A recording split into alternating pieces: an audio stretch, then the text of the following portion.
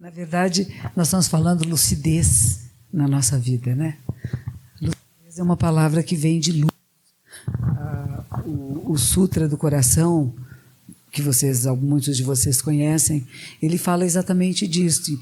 E o nosso superior da nossa ordem aqui para a América do Sul, o monge Saikawa Sokan, ele costuma dizer que a parte mais importante do Sutra é dizer que quando o Kannon Bodhisattva observou claramente, esse observar com clareza, a luz é isto, né? Nós humanos precisamos de luz, de claridade para ver as coisas, né? O Batman não precisa, porque ele tem anteninhas e vê no escuro. Corujas também veem no escuro, né? Nós humanos não somos seres notívagos, embora alguns de nós tenhamos hábitos notívagos, mas a nossa visão, os nossos olhos, o nosso aparelho de visão, ele foi feito para responder à luz, à claridade. Tanto que no escuro a gente tem certas dificuldades. Se você estiver numa sala completamente escura, sem nenhuma luz, geralmente nós não vemos coisa alguma. Então, quando se fala de lucidez, se fala de ter luz para que você possa ver com clareza e ter discernimento correto. Então, preciso da clareza de pensamento. Há pessoas que têm deficiência visual e podem ter muita lucidez, porque tem uma luz interior, uma capacidade interior de percepção que não é necessária ver, porque vê de outra maneira. Porque percebe, porque os sentidos, eles acabam se compensando no nosso cérebro. Se um dos sentidos falha, outros sentidos se desenvolvem mais. É maravilhoso o ser humano, a mente humana é extraordinária. Então estamos falando de como ter mais lucidez, mais clareza, como é que podemos ter mais sabedoria, discernimento correto. O monge Thich Nhat Hanh, que é o vietnamita, ele acha que nós não devíamos usar a palavra sabedoria, porque as pessoas acham que sabedoria é uma coisa distante, né? Os sábios. Não, ele fala, sabedoria significa compreensão, compreender.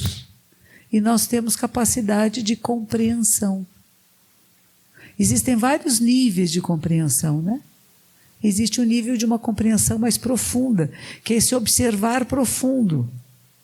Kannon Bodhisattva, Kuan Yin, Avalokitesvara Bodhisattva, e o nome de Avalokitesvara Bodhisattva significa aquele, aquela que observa em profundidade e atende os pedidos verdadeiros. Em japonês fala kannon. Kan, esse caractere kan significa observar profundamente. On são os sons. Não é que ouve os sons, que vê os sons e atende às necessidades verdadeiras. Essa capacidade que é nossa, que é humana. Às vezes a gente finge que não viu. Não tem, a pessoa está pedindo ali uma esmola, uma coisa. Não dá. A gente finge. Então, o governo é que vai cuidar, alguém vai cuidar. Não é comigo. Se eu der, eu vou viciar esta pessoa em pedinte. Né? Aqui não é proibido dar esmola? Não sejam infratores da lei. Eu tenho uma pessoa que eu conheço, ele foi um praticante da minha comunidade há muitos anos. E ele é um artista plástico. E o ano passado ele fuma muito. E ele descobriu que ele está com câncer. Então ficou um tempo lá no Hospital do Câncer e tal. E aí me convidou queria me encontrar. E quando eu fui encontrar, ele já tinha saído do hospital, que o hospital era bem do lado do templo, estava fácil, mas ele tinha voltado para a casa dele. E eu fui visitá-lo, a casa dele era um caos, mas uma bagunça. Eu nunca vi uma bagunça tão grande na minha vida. Era tudo misturado, porque a pessoa acha que porque é artista, né? Mas que é isso? É artista ou é autista, né? Está fechado para a realidade, é uma bagunça, mas uma coisa. Aí eu peguei uma senhora que me ajuda às vezes a lavar roupa em casa, ela foi com a filha, ficaram quase enlouquecidas para pôr uma certa ordem naquele caos. E recentemente saiu uma revista, a Veja de São Paulo, publicou que eu ganho muito bem. Antes fosse, sabe? Aí ele me telefona e diz assim, se eu não posso dar dinheiro para ele comprar remédio. Tão bonitinho. Eu falei para ele assim, eu compro uma obra de arte sua, mas eu não te dou dinheiro para comprar remédio assim. Mas me diga, qual é a obra de arte que você pode... Porque ele também é apegado, sabe? Ele não vende e não dá para ninguém. Então a casa é aquela bagunça, né? Porque as obras são todas lá. E não é muita coisa, ele borda. Além de fazer pintura, ele borda, sabe? E tem bordados lindíssimos. Eu falei, escolhe aquele que você acha que você pode se libertar dele. E eu dou dinheiro para os seus remédios. Eu pago o preço que você quiser, mas eu vou comprar uma obra sua. Eu acho isso importante mesmo, né? Porque a pessoa depois cria o vício, né? Os outros têm que me dar dinheiro, os outros têm que me sustentar, não tem nada. Por que você não criou causas e condições na sua vida? Ficou fazendo o quê? Pensando o quê? Que nunca vai ficar doente, que nunca vai precisar de nada? Não é? Tem pessoas que fumam e não ficam doentes, outras que fumam e ficam. E são escolhas que nós temos que fazer. Eu vou fazer isso e posso ter uma doença grave. Eu não me importo. Tá bom, então faça. Aí o que ele tem medo agora não é morrer. É a morte por sufocação, que acontece com os fumantes. Sabiam disso? Eu não sabia. Ele que veio dizer para mim, eu tenho muito medo de uma morte com muita dor e sufocado, sem ar, não consegue respirar. O ar não entra no pulmão. Deve ser apavorante, né? Morrer sufocado. E ele falou comigo esses dias, antes de eu vir aqui. Nos falamos pelo telefone. Eu disse, eu vou visitar você. Separe a sua obra de arte. E eu espero que você não morra sufocado. Ele falou assim, é a terceira vez que a senhora fala para mim. Eu falei, você que me contou. Que não quer morrer assim, então faça alguma coisa para não morrer assim, né? Mas é isto. Então temos Buda como o Buda histórico, que eu contei a historinha dele, né? Que ele vê o morto, que ele vai criar causas e condições, depois disso ele vai fazer meditação, ele vai fazer grandes práticas meditativas com o grupo de yoga, depois ele vai fazer práticas de grandes jejuns, que são os tapas, né? Não vou comer isso, não vou comer aquilo. Aí ele também chega à conclusão que isso não está deixando mais sábio, ele come arroz doce que a pastora Sujata dá, coitadinho do Joel, passou mal lá. Né, Joel?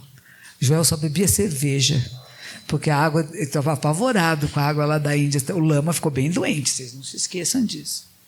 Não é brincadeira mesmo, né?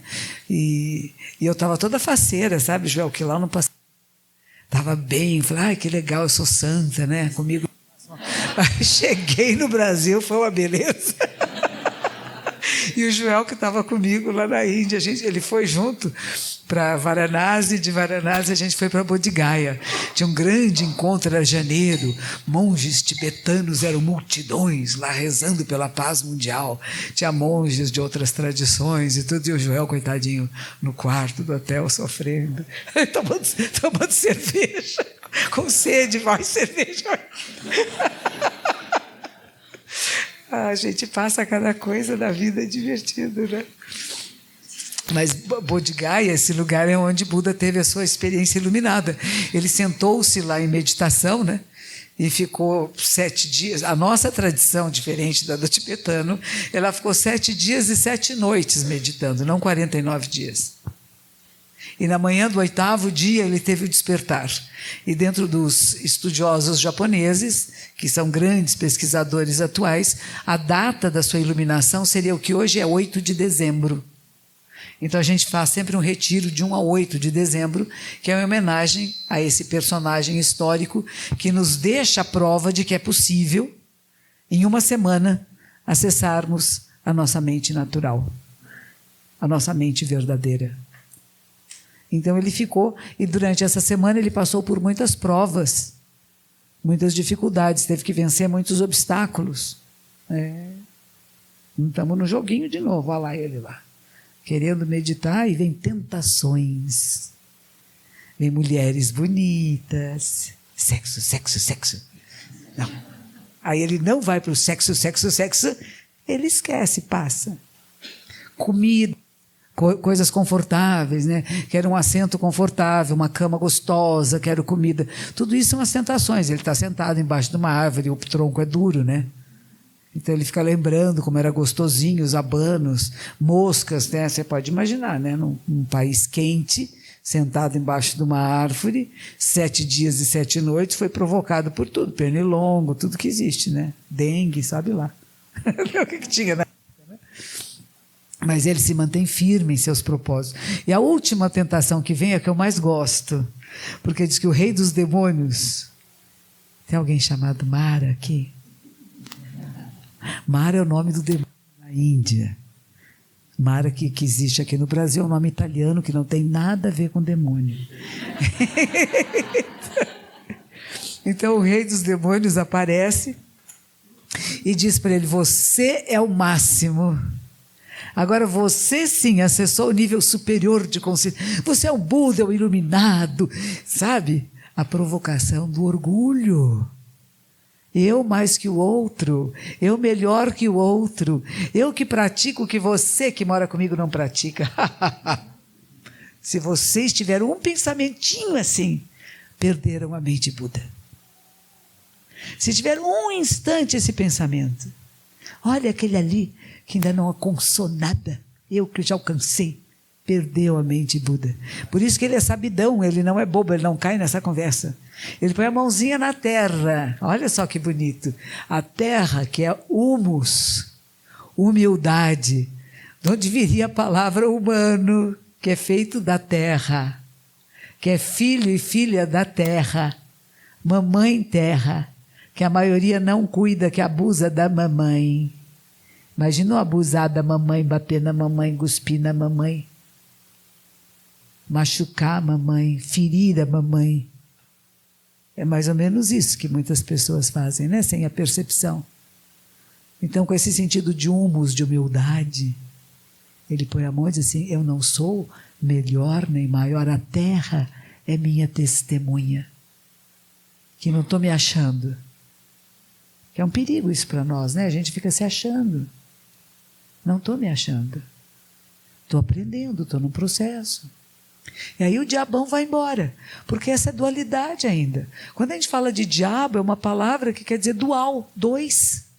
O oposto de dois é o uno. Quando você acessa a capacidade de se perceber interligado a tudo que existe, a todos, não tem mais a dualidade. Eu e o outro, o ser humano e a natureza. A gente põe tudo assim, eu sou também o outro. O outro também sou eu. Eu sou a natureza também sou eu. Percebe? É essa mudança. Então não tem um melhor que o outro. Nós todos estamos em níveis diferentes nas nossas práticas, procuras, na nossa compreensão da realidade. Mas não é porque neste momento estamos com conhecimentos diferentes ou experiências diferentes que um é superior ao outro, porque não é superior. Porque mesmo porque a gente fala assim, você acha que um Buda, ele se mantém no estado do Buda sempre, se não há nada fixo nem nada permanente. Primeiro ensinamento, primeira regra, nada fixo, nada permanente. Um Buda não é eternamente Buda, e a gente fala que é. Só é Buda enquanto pratica como Buda. Se deixou de praticar como Buda, não é mais. A gente teve coisas graves nos Estados Unidos, né? De alguns professores que ficaram tantanzinhos, né? E que começaram, um deles era soro positivo, começou a fazer sexo com as alunas, com os alunos, com todo mundo, né? Porque ele afinal era um Buda, era um ser livre, e através da prática sexual ele estava ensinando a eles o caminho iluminado. Contaminou um monte de gente, morreu bem contaminadinho, doentinho. Por isso que a gente fala, é muito perigoso o que se passa na nossa mente. E Buda não ensinou nada disso. Pelo contrário, quando ele se torna Buda, quando ele sai da casa da família, ele faz um voto de castidade. Ele faz um voto de não casamento mais. Não relação sexual, ponto, com ninguém. E o texto é bem interessante que fala isso. Não tem relações sexuais com a pessoa do mesmo sexo, com pessoas do sexo oposto, não tem relações sexuais com a mãe, com o pai, com o tio, com a filha, com o primo, não tem relações sexuais com animais e nem com fantasmas, nem acordado, nem dormindo.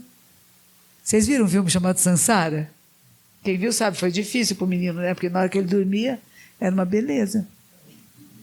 A energia sexual estava ativada no corpo dele. E às vezes quando você fala não pode, aí que ativa, né? Quando eu era criança, meu pai disse assim, aqueles livros você não pode ler.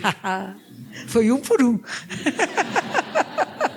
Então, em vez da gente dizer não pode, use com parcimônia, com cuidado, com respeito, né?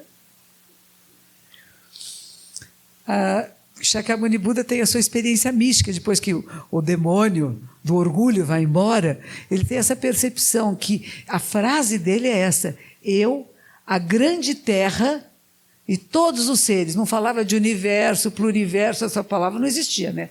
Eu e tudo que existe no céu e na terra, juntos, simultaneamente, nos tornamos o caminho, a verdade. Não tem uma coisa, o caminho que está lá.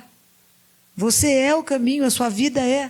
A percepção, eu saio do que a gente chama do casulo, como se a gente fosse um bichinho que está virando borboleta, né? Está dentro do casulinho, vê um pouquinho, tem coisas ali fora, legal. Mas se não está na hora de sair, não pode sair. E não pode ninguém ir lá querer abrir o casulo, né? Como uma flor que vai desabrochar. Você não pode ir lá abrir as pétalas, desabrocha logo. Você quebra, você mata o bichinho, mata a planta. Então, o que a gente faz? A gente aquece para que as pessoas, no seu próprio momento, desabrochem. Desabrochem para essa sabedoria. Mas precisa ter estímulo mental. Então, a gente tem livros, tem aulas, tem ensinamentos, tem encontros. Encontros em que a gente procura falar o Dharma, uns com os outros. Eu estive num mosteiro no Japão. Das várias experiências que eu estive lá, era um mosteiro masculino, no qual eu passei 8 meses, tinha outras monjas morando lá também. E o nosso Tenzo, que era o chefe da cozinha, gostava muito de saquê. O templo era muito frio, no Japão os monges bebem e casam. Então não há nada errado para nós, nem com a sexualidade, nem com a bebida e nem com a comida, não são necessariamente vegetarianos nem veganos. Isso é uma escolha pessoal e individual. Casamento e sexualidade também é uma questão pessoal e individual. A bebida também. Eu, por exemplo, não bebo álcool de jeito nenhum, mas eu já bebi. Como monja e tudo, até um dia que abusei, falei que é absurdo, monja, para com isso, e parei.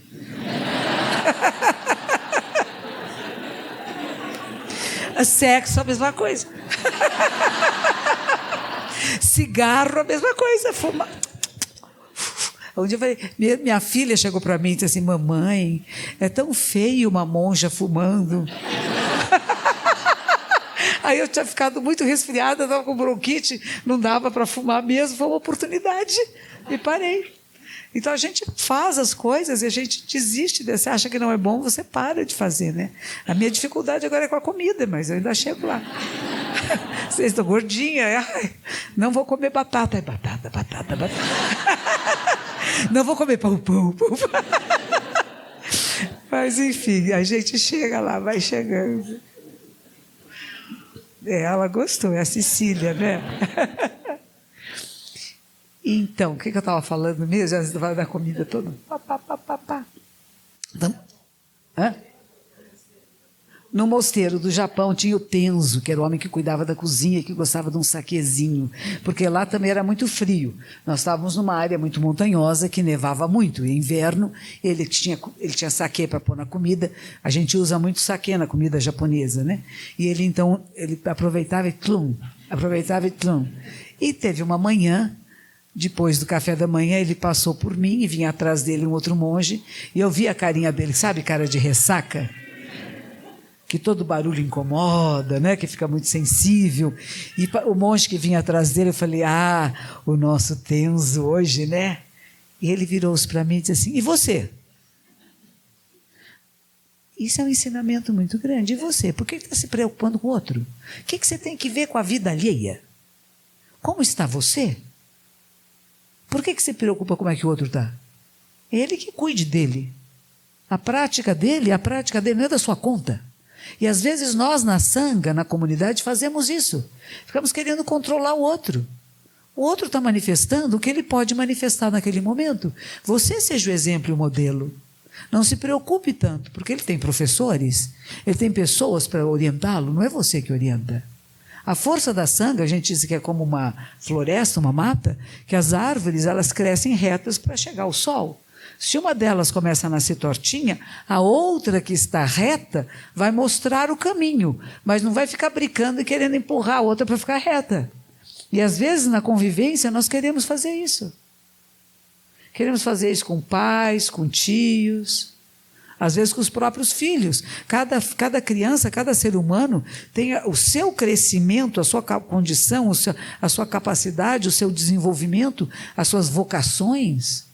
E tem gente que quer governar, né?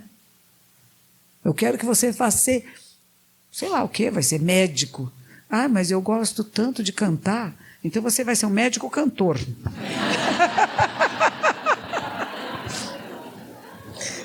E a pessoa entra na faculdade de medicina, na hora que vê o primeiro defunto lá, todo estraçalhado, aberto, desmaia. Não quero. E muitos desistem, né? E muitos desistem porque não era vocação.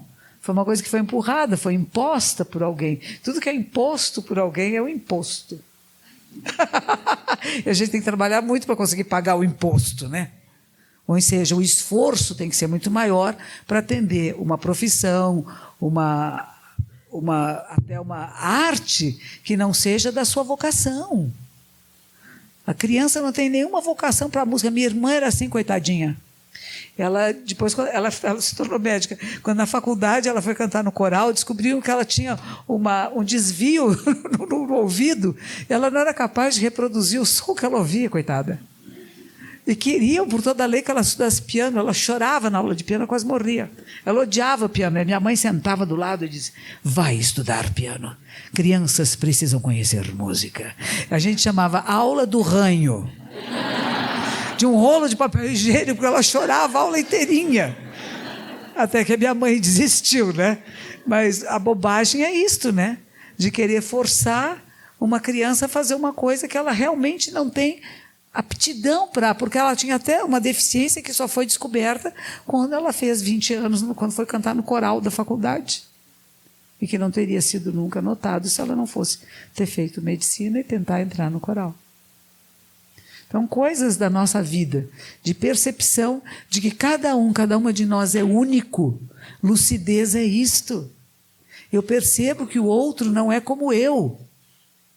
Nós tivemos um grande monge na nossa ordem, chama Keizan Jokin da Yosho, viveu no século XIV, e que ele tinha uma grande vocação para a vida monástica, adorava aquilo. Entrou menininho, com 8 anos de idade, entrou para o mosteiro, limpava o chão, as unhinhas toda cortadinha, mas fazia tudo, era uma gracinha, adorava aquilo. Quando ele fica adulto, dão para ele o Kiyosako, que não é a palmatória, mas ele é um pouco maior. No Zen budismo tem um pauzinho assim, comprido, fininho. Quem está dormindo e bocejando leva paulada aqui no ombro, pá, que é para acordar, né? Pois o menino virou um diabinho. Quando ele ficou adulto, ele batia em todos.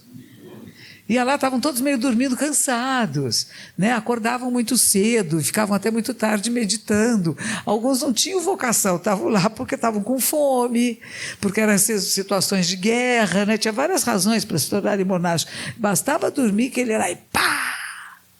E um dia ele estava lá pronto para dar uma sova, porque às vezes a sova era maior, se fizessem coisas erradas, era assim em público. Por exemplo, suponha que a nossa cozinheira maravilhosa fez uma coisa errada na cozinha.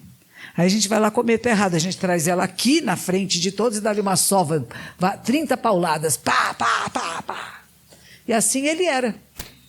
E nesse dia ele pegou lá o pauzinho dele de bater, na hora que ele ia bater, ele veio para ele, na mente dele, veio a imagem da mãe, e a mãe misturada com o Kanon Bodhisattva, que é a Avalokitesvara, que é o Bodhisattva da compaixão. E é como se ele ouvisse a mãe dele dizer para ele: meu filho, não trate os outros dessa maneira. Respeite que sejam diferentes de você. Não queiram que eles sejam como você. Eles são o que são. E nesse dia, ele não bateu. E a partir desse dia ele virou um outro monge. Um monge de muita delicadeza e muito cuidado. As pessoas não são como você é. Mas se elas se aproximam de você, você pode estimulá-las a um caminho de prática, que não vai ser como o seu, mas vai ser o caminho que elas podem seguir. É interessante isso, né? Ele que era muito rígido, muito duro, a gente fala, quem é muito rígido, muito duro, quebra. E quem é macio, como o bambu é flexível. Por isso no Japão a gente tem três árvores que simbolizam grandes congratulações. Fala Sho Hakubai. Sho, pinheiro. Vocês estão cheios de pinheiros aqui, né? O pinheiro é da longevidade. Longevidade saudável. O pinheiro se mantém verde em todas as estações do ano. Que é como deve ser o nosso coração, a nossa mente, a nossa vida. Não perder o frescor da descoberta, seja em que época da vida for, quer seja na velhice, na juventude, quer seja na alegria ou na dor ou no sofrimento. Manter o frescor, o pinheiro. O segundo é o bambu, que é não perder a flexibilidade, não se enrijecer. Quando neva muito, o bambu, às vezes, a cabecinha dele vai até o chão, mas ele não se quebra. Na ventania, ele se move, mas não se parte. Então, isso é importante a gente desenvolver em nós isso. Se teve um atrito com alguém, uma dificuldade, o primeiro a dizer, poxa, desculpe que eu te incomodei. Esse é o mais forte. Não é aquele que diz, eu não vou falar nada. Ela tem que vir te pedir desculpas para mim, a culpa foi dela. Isso é rigidez. Essa rigidez é perigosa, ela não é benéfica. A gente transforma com calor, com acolhida, com ternura, com amor, não com gelo. E o terceiro é a flor da meixeira. A meixeira, para nós no Zen Budismo, é o símbolo da transmissão do Dharma. A meixeira branca é a primeira que desabrocha no comecinho da primavera. Ela anuncia a primavera. Está tudo gelado, nem tem passarinho cantando, está tudo quieto, quieto. A árvore da meixeira parece que está morta, ela está completamente seca. Não tem uma folha, não tem nada. Você acha que a árvore morreu. E aí começa a aparecer uma bolinha branquinha e perfumada. A neve não tem perfume. De repente você sente uma fragrância. É a meixeira que começa a desabrochar. É belíssimo. É o símbolo da transmissão. É a capacidade da resiliência.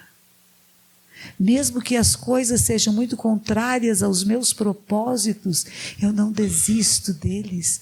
Eu aguardo o momento certo. E no momento certo, desabrocha. Então, são três grandes congratulações que são usadas em cerimônias de inaugurações, de casamentos, de nascimentos, né? Sho Hakubai. Tem um saquê com esse nome, Sho Hakubai. Porque geralmente se usa. Por que se usa o saquê muito no Japão? Porque ele é feito de arroz. Arroz é a comida básica. Na época da guerra, o grande sofrimento no Japão é que tinha que comer batata. Para nós, uma festa, né? Batata e nozes. Nozes era comida que substituía. Então, o japonês que viveu na época da guerra no Japão, se oferece batata com nozes, ele quer morrer. Para nós é um festival de alegria, né? São coisas que ficaram muito marcadas, porque era o que faltava.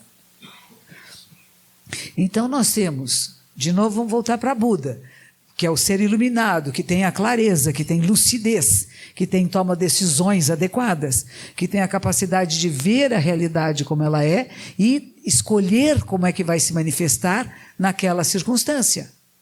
E que não é sempre se manifesta do mesmo jeito, mas em cada circunstância tem uma maneira adequada de se manifestar. Então, isso é chamado um Buda. Tem o Buda histórico que viveu na Índia, tem cada um de nós que é capaz de despertar a mente Buda, de estimular essas sinapses neurais para que se manifeste. E tem a natureza Buda, que em japonês fala Busho. Bu quer dizer Buda e Sho, natureza. Que tudo que existe é a natureza Buda se manifestando, tudo. O plástico também. Tudo que existe. Não há nada fora da natureza Buda. Natureza Buda não tem dentro nem fora. Tudo que existe é esta natureza iluminada se manifestando. E a diferença é quando nós, humanos, temos a capacidade de percebê-lo. Porque quando nós, humanos, percebemos, a nossa vida entra em harmonia. Harmonia. Conosco, com esse nosso sistema, com esse organismo vivo individual, que não vive sem o organismo vivo do planeta Terra. E por isso nós cuidamos. E nós passamos a cuidar de cada planta, de cada inseto, de cada bichinho, de cada água, de cada solo. Cuidamos do ar. Aliás, se vocês querem saber do ar, vocês devem falar com Sato-san, com Milton Sato, que está ali. Ele vende os aparelhos, vou fazer propaganda. Ele vende uns aparelhos mágicos que limpam o ar. Você passa assim no tapete, o Lama já comprou vários, estou falando que é bom. Você passa assim, aqui acho que tem, não é? É um aparelho que limpa tudo, tira ácaros da cama, do chão, do tapete. E ele falou, eu vinha vindo no carro com ele, ele me trouxe, eu estou repagando, né? Retribuindo a carona. Mas ele falou uma coisa muito interessante. Ele disse assim que nós, humanos, temos uma maneira de pensar que está toda invertida na história, né? Primeiro, nós temos que ter ar puro. Porque a coisa mais importante para o ser humano é o oxigênio. Ah? Primeira necessidade é oxigênio. Nós deixamos para a última. Oxigênio puro. Para isso ele tem um aparelhinho que limpa, que purifica a casa, tudo, né? Primeiro é o oxigênio. Depois nós temos que ter a terra, as águas, entende? Para que a gente tenha uma boa alimentação. Depois disso, depois disso temos que ter a mente limpa, né? A mente hábil, capaz de ver a realidade, de atuar nessa realidade. Respiramos para que possamos pensar melhor, oxigenar melhor o nosso corpo e, portanto, vivermos melhor com mais lucidez. Então, começamos por aí. Aí nós precisamos ter alimentos que estejam puros, que não estejam cheios de venenos, para que o nosso corpo funcione bem. Depois disso é que a gente vai precisar de roupa. Depois que a gente tem com que se cobrir, a gente precisa de uma casinha. E depois disso é que a gente precisa meio de transporte. A nossa sociedade vive o oposto. Primeiro eu tenho que ter um carro bem legal. Depois eu tenho que ter uma casa bem bonita, tenho que ter muitas roupas e muitas coisas para eu exibir para os outros como eu tenho bom gosto. Depois disso eu como qualquer coisa, porque afinal comer, a propaganda está dizendo isso, é bom, gostoso, vou comer qualquer coisa. E não me preocupo muito se a minha mente está lúcida e não me preocupo bem se o ar que eu estou respirando é bom. É interessante. Ele é um praticante budista há muitos anos. Então, veja só, para ele vender um aparelho que realmente purifica o ar, e ele também tem um que purifica as águas, ele leva a nossa reflexão sobre a saúde mental, saúde física e mental. E o que o sistema de saúde universal diz? O que é saúde? É física, mental e social. Nós temos que ser saúde física, o corpinho está bom. Temos que ser saúde mental, porque não adianta o corpinho estar bom e a mente está tantã. E temos que ter saúde social. Se o nosso corpo está bem, se a nossa mente está bem, nós nos relacionamos bem. Se eu não estou me relacionando bem, alguma coisa está errada comigo. E, aliás, isso eu aprendi com o Lama. O Lama Santen, um dia, eu ouvi uma palestra, estava junto com ele, e ele estava fazendo uma palestra, e ele disse assim, sabe como eu falo para os meus alunos, para eles saberem se a sua prática está boa? Se seus relacionamentos estão melhores. Se estão se relacionando melhor com as pessoas com quem você convive, a sua prática está certa. Mas se os seus relacionamentos pessoais e sociais não estão bem, alguma coisa errada com a sua prática. Mesmo que você fique horas fazendo preces, mantras, pujas, se você não está se relacionando bem, quer seja no trabalho, quer seja na família, quer seja no bairro, com vizinhos e com amigos, é porque sua prática não é correta. E nós vamos conversar sobre isso depois do almoço.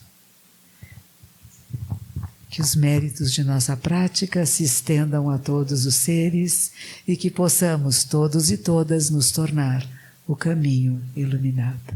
Muito obrigada, bom almoço. A gente come de preferência não falando muito, pode falar, não é proibido falar, a gente não está num retiro de silêncio, mas para saborear o alimento. Quando você fizer seu prato, não ponha de mais nem de menos.